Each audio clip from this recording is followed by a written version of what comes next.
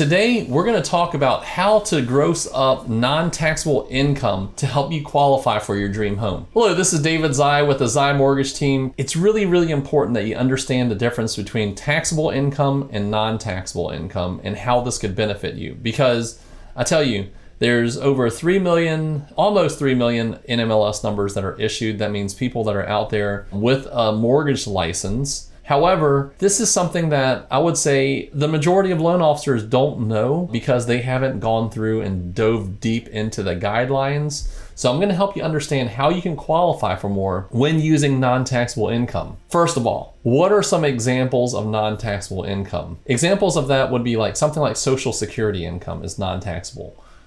Certain retirement incomes, disability income, survivor benefits, supplemental Social Security income. There's also alimony, child support payments that are tax-free, workman's compensation benefits, and certain types of public assistance, such as like maybe a housing choice voucher.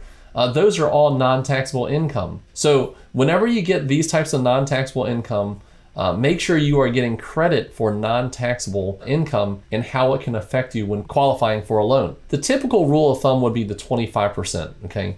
That means if you're making $1,000 on non-taxable income, we could actually give you a bump by 25% because typically you would have to pay taxes on that, and that would be roughly $250 on that $1,000 in income.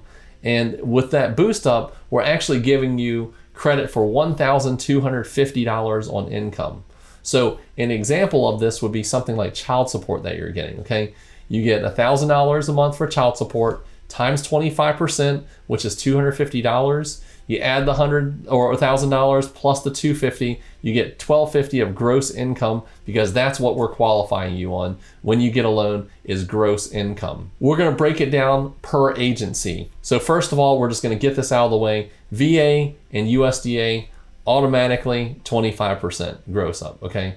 There's really no specific guidelines on it. They just say, hey, if this is non-taxable, it's a gross up income. So for a veteran that gets a VA loan, that would be their housing allowance and their rations allowance. That can be grossed up if we need it to for qualification purposes. For an FHA loan, it really is determined based on your present tax return. So it's going to be 15% or more, okay? It's not a set in stone guideline, but we're going to look at your federal tax returns and we're going to see what tax bracket you're in, okay? If you're in a 25% tax bracket, we give you 25%.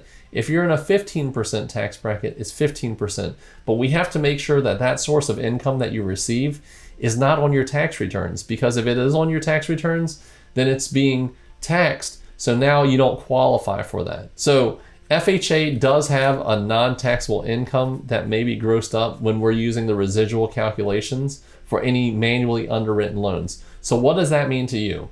That means if you have a loan that's going to be manually underwritten, okay, we actually have a non-taxable income calculation that we use for that manual underwrite. That means something that has gone through our entire system. You've taken a complete loan application. We run it through the automated underwriting system, and that automated underwriting system is going to give us 3 ways of approval or denial, okay? So there's going to be refer, approve eligible, okay, or accept eligible. That means that loan sails through without any questions. There's going to be refer eligible, okay? That means it's a refer. That means it's a manual downgrade. That means an underwriter actually has to go in and review all of your income, assets, your liabilities, the qualification, and say, yes, you do qualify or you do not qualify. Going through that manual underwriting process is pretty daunting. You know, there's going to be more conditions because when we're getting something that has that automated approval, then we could just go through the list of automated approval conditions and start requesting documents off of the automated approval. Whereas if we're manual underwriting, then there's still going to be that automated approval. But when the underwriter is going in there and reviewing everything, they're now going to scrutinize things a little further and they're going to ask for additional documentation. So knowing the differences and nuances when getting an FHA loan is really important. Now we're going to jump into conventional loan. So conventional loan, we may all just sit out there in the general audience thinking, okay, conventional loan is a conventional loan. Well, conventional loan actually has 2 agencies, okay? There's Fannie Mae and then there's Freddie Mac. Both of them typically do use the 25% minimum, I would say. However, with that being said, there are different guidelines when qualifying for a Fannie Mae or Freddie Mac conventional. So we'll start with Fannie Mae first.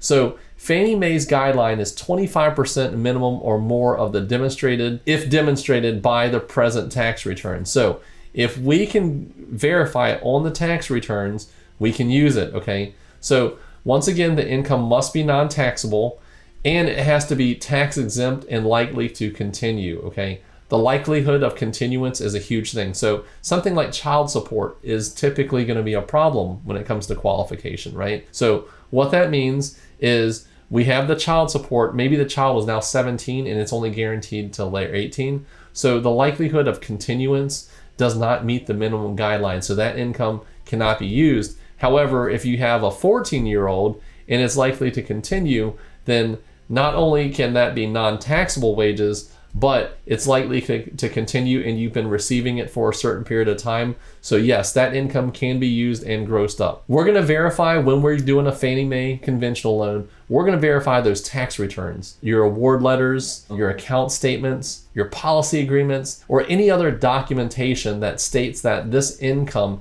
is non-taxable in nature. So that's really important that we get this verified, that it's non-taxable, and that you get your documentation together, not just your standard approval letter, but maybe you have to call and get additional documentation up front. So if you're watching this video and you have this type of income, please go ahead and start generating and asking for that additional income. That's going to help with your approval. If the actual amount on your federal and state tax returns would generally be paid by the wage earner is more than 25% and it's non-taxable, then we can develop that and calculate it based on your actual tax bracket. So if it's a 35%, then you would get credit for 35%. But we would have to be able to determine that based on your tax returns. Now, let's jump into the second type of conventional loan, which is the Freddie Mac loan. And what they state is that it's 25% from the most recent 1-year period of the federal tax returns. So Freddie Mac's really cool about this too. They're really good about Social Security income, retirement income, disability, any survivor benefits, as well as supplemental Social Security income. We're permitted to just gross that up without any type of documentation. So that's great. You get it in, we can gross it up automatically. It's got to be verified though. Every other type of income, it's got to be verified that it is non-taxable and that the income is tax exempt and likely to continue. We're developing a common theme now. It's got to be likely to continue. We've also got to document that for the most recent 1-year period that it was verified on the tax returns, award letter, policy agreement, and or account statement that there's non-taxable income. So once again, we got to have that documentation showing the non-taxability of the income. Basically, with all that being said, there are ways to get a home. Okay, there's many ways of getting a home. There's taxable income and non-taxable income, but make sure you're definitely taking advantage of the non-taxable side of the income, because with the gross up in income, that could be the difference in you not getting the house of your dreams and getting the house of your dreams, because this income, just like everyone else in the world, is either going to be taxed or non-taxed. And if it's non-taxed, I would definitely take advantage of it and make sure your loan officer is grossing up that income for qualification. So if you're watching this video or you have any questions about using non-taxable income and how we can use it to help you qualify, I'd love to help you out. My name is David Xie with the Xie Mortgage Team, powered by Nexa Mortgage, the world's largest wholesale mortgage broker. So we're saving you money every time you give us a call. And I'd love to hear from you. 757-478-8493. And I'm just saying, give me a call.